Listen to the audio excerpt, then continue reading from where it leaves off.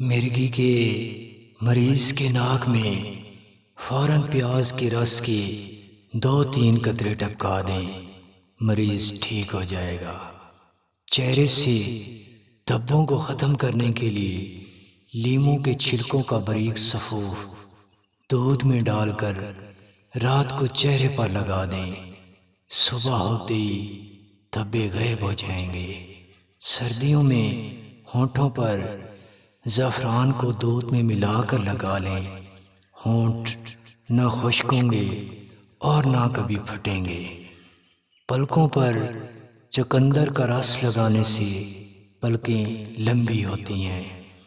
نہار منہ دیسی انڈے کی کچی زردی کھانے سے بلغم ختم ہو جاتی ہے۔ چہرے سے فالتو بالوں کو ختم کرنے کے لیے پانی میں تھوڑا سا نمک ملا کر چہرے کو 1 ہفتہ تک دھوئیں، بال ہمیشہ کے لیے ختم ہو جائیں گے۔ ناف میں شہد کے 3 قطرے ڈالنے سے آدھا سر کا درد ختم ہو جایا کرتا ہے۔